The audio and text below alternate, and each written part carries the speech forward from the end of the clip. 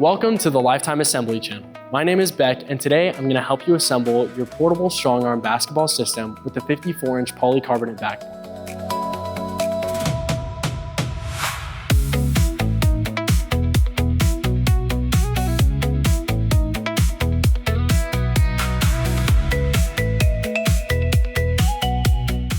Before we get started, make sure the model number of your basketball system is listed in the description below.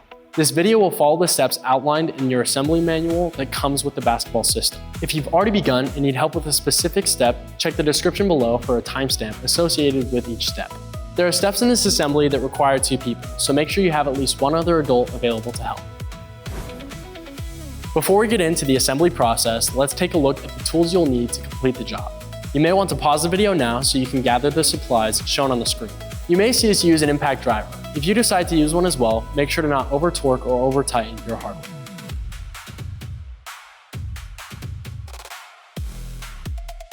Depending on how you decide to fill the base of your system, you'll need either 375 pounds of sand and a funnel or a garden hose connected to a water source. This video is meant to be a companion to the assembly manual and not a direct replacement. So for the best results, make sure to have the assembly manual on hand during the build. It's also crucial that you refer to your assembly manual to review the safety instructions for this build to prevent serious injury or property damage. All right, let's get started.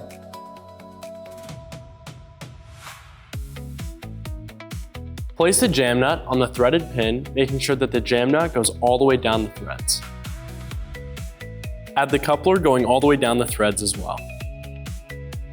Use a 5/8 and a 9/16 wrench to tighten the jam nut up against the coupler. Grab the middle pole, which is the one with the warning label. Locate these 2 holes at the top of the pole.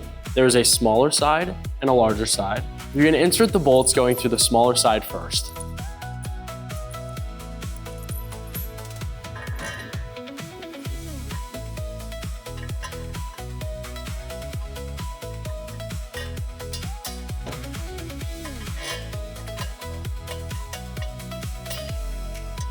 Insert the bolt sleeves. Place the pole bracket over the bolts oriented like this. Secure with the hardware.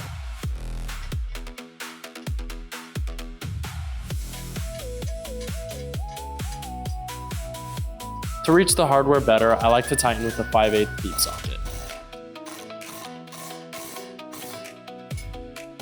Take the top pole, which is the shortest of the 3 poles, line up the hole at the bottom of the top pole, which is the smallest hole on the pole, with this slit in the top of the middle pole, and slide them over each other. Add the hardware to the small hole. It's normal if the hardware spins freely. Repeat this process, attaching the bottom pole to the middle pole, making sure that the hole at the bottom of the middle pole lines up with the slit at the top of the bottom pole. Now add the hardware. Make sure you've done the previous steps properly because the next step is irreversible. We're now going to seat the poles together by striking each end 5 or 6 times on a piece of plywood or excess cardboard. We're going to use some force, so make sure to watch your toes and don't hit your head on the bracket.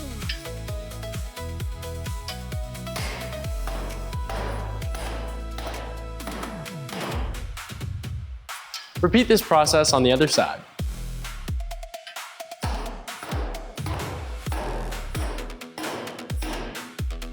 Make sure the slits are no longer showing. If they're still showing, repeat this process until they're no longer showing.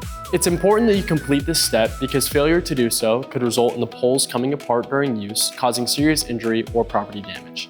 If you've realized that you've attached the poles in the wrong order, click this link here to see how to unattach the poles.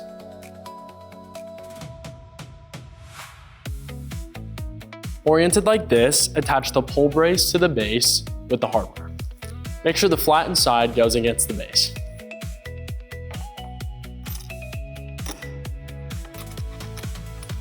Only finger tighten this hardware for now. Repeat this process on the other side.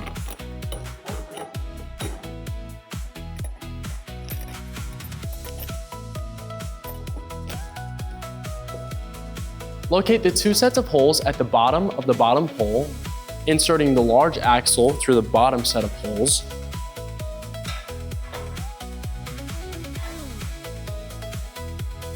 And the small axle through the top set of holes. Add your wheels to each side of the large axle and add a spacer to the outside of each wheel.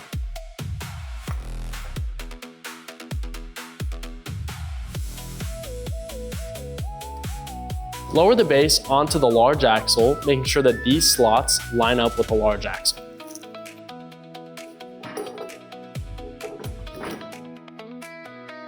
Apply pressure to the base until you hear the large axle click into place. With the help of another person, have someone apply pressure to the base while you lift up the pole until the small axle rests in this recess. Line up the angled holes on the pole braces with these holes in the bottom of the pole and secure with the hardware. This step may be difficult, but you can use 2 Allen wrenches to catch the bolt on the inside with the nut.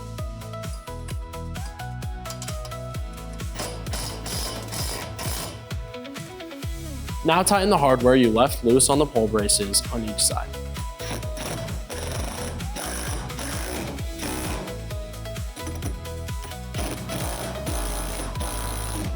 Now tip the system down so the pole rests on the ground. Do not flip this system back up until you've added the correct amount of weight to the base.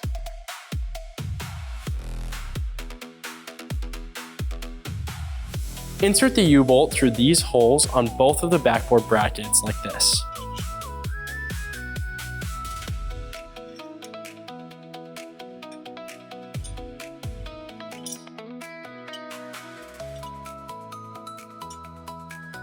Place each end of the U-bolt through these oblong holes, making sure that the middle of the U-bolt rests in this recess. Make sure your backboard brackets are on the outside.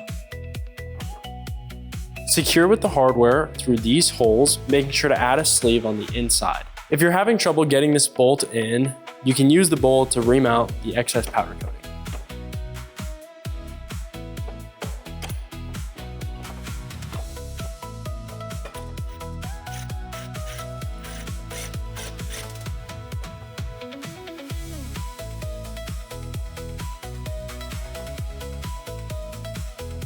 Only finger tighten this hardware for now.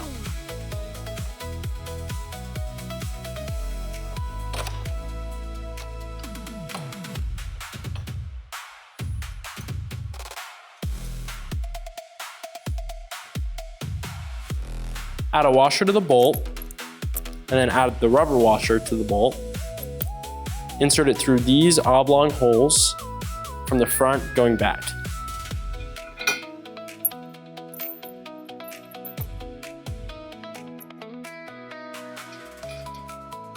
Add the T-nut to the bolt, making sure that as you add this hardware, the T-nut is against the outside of the oblong hole.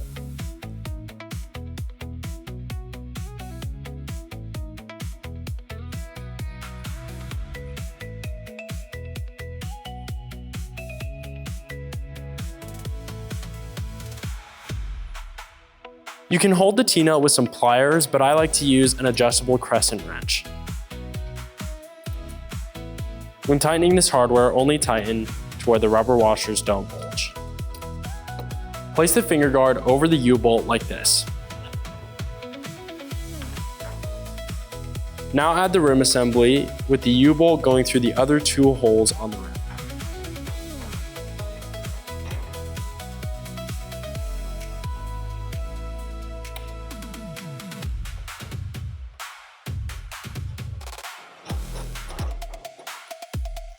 Now secure with the hardware on the back side of the backboard.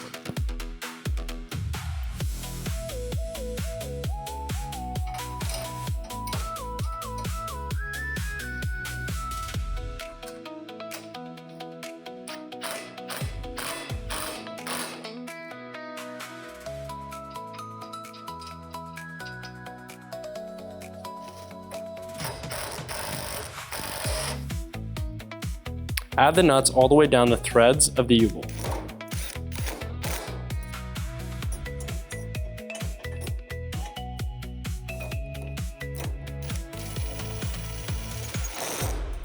Now add the springs to the U-bolt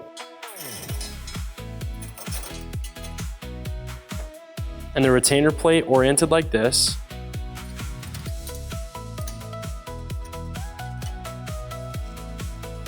and secure with the bolts.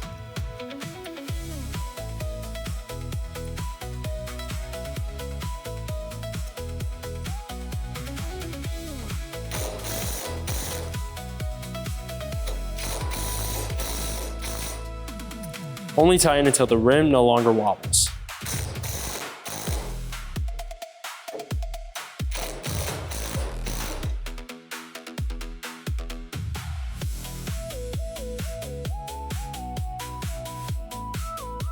Use a bolt to remount the excess powder coating on here and here.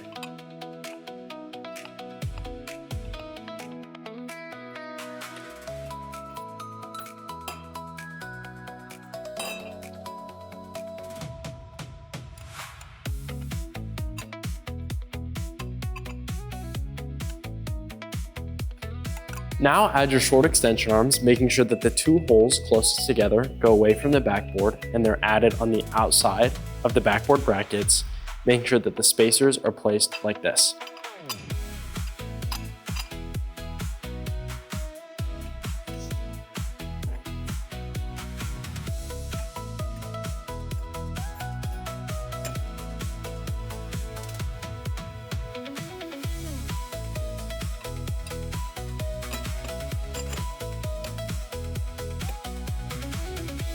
Only finger tighten this hardware for now.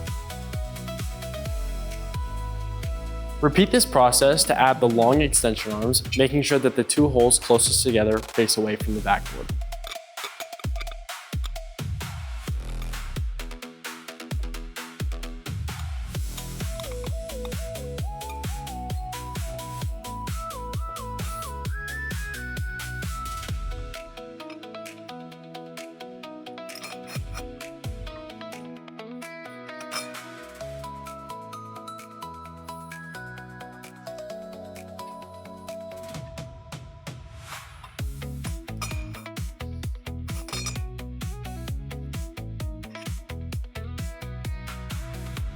Tighten this hardware until it's flush with the end of the bolt.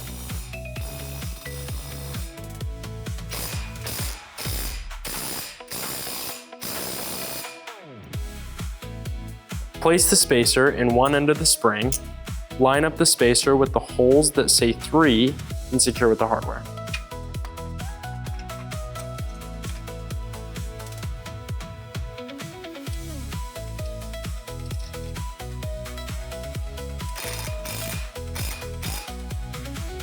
Now go back and tighten the hardware you left loose in step 3.3. Attach the long extension arms to the pole in this bottom set of holes using the hardware.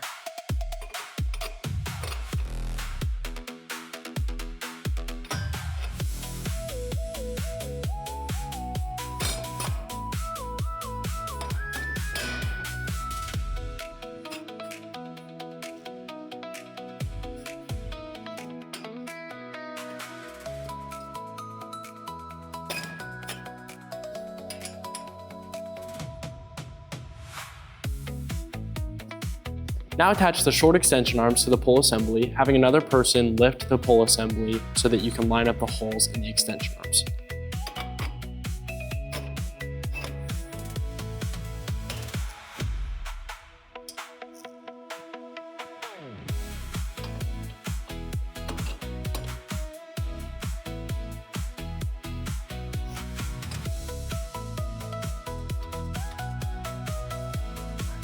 Now tighten the hardware.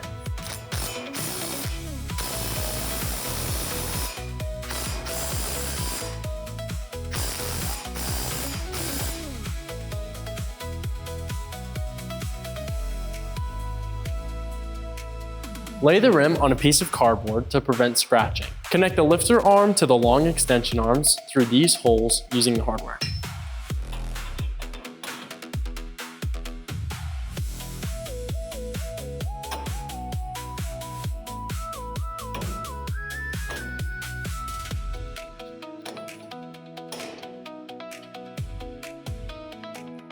Tighten the center locking nut until it's flush with the end of the bolt. Slide the handle grip onto the end of the lifter arm.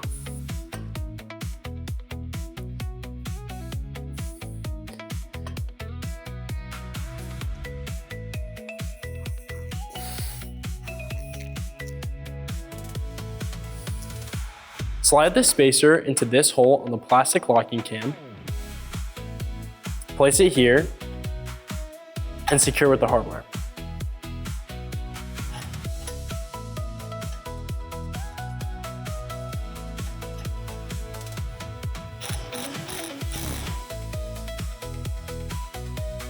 Insert the hardware through this hole on the short extension arms and secure with the nut.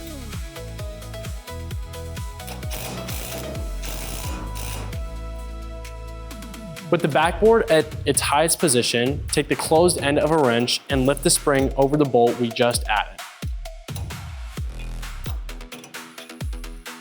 If any of your hardware on the pole is loose, go back and tighten it now.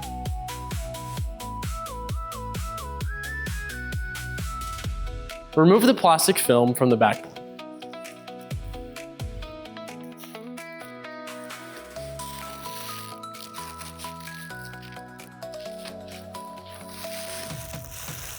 Attach the center frame pad to the backboard and secure with the self-tapping screws. These screws are designed to go through the metal.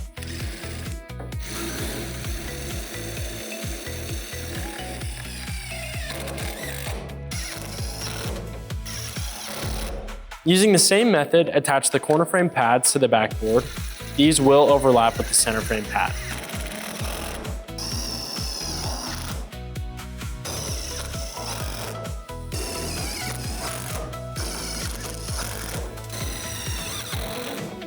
Now attach the net to the rim with the long holes going from the back in.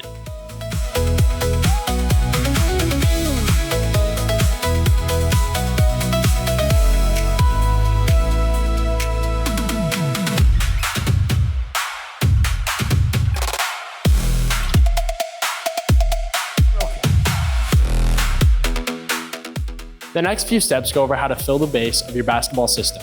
Click this link here to see a video or refer to your manual in section 6 to see how to properly do this. If you have additional questions on how to fill the base of your system, feel free to reach out to our customer service team at the number below. We've already filled the base of the system, so we're going to move on to the next step. Your hoop can be adjusted from 8 foot to 10 foot and should only be adjusted by an adult. To do this, have one hand on the lifter arm, one hand on the cam lock, raise it up, pull it back, and pull down until your desired height. Then to lock it into place, pull the cam lock down until the pin is inserted into the hole. With your system at its highest position, take the height sticker, place it onto your lifting arm with the 10-foot mark right at the plastic point on the locking cam.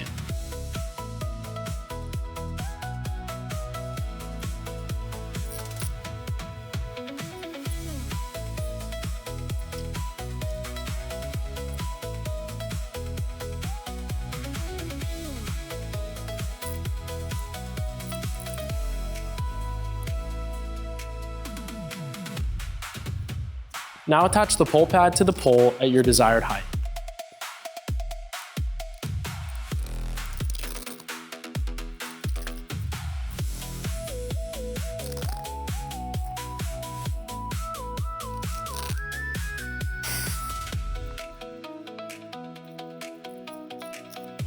To move the system, set the backboard to its lowest position. Using caution, have 1 foot on the base, pull the pole until it's balanced onto its wheels, and then roll it to its desired location. And then slowly set the base back down. The system should only be moved by people that can handle its weight, so do not let children move the system. Thank you for watching this video on how to assemble your lifetime portable strong arm basketball system with a 54-inch polycarbonate backboard. If you found this video helpful, give us a thumbs up. And for more content like this, subscribe to our channel. If you have any other questions, feel free to reach out to our customer service team and check out our other awesome products at lifetime.com.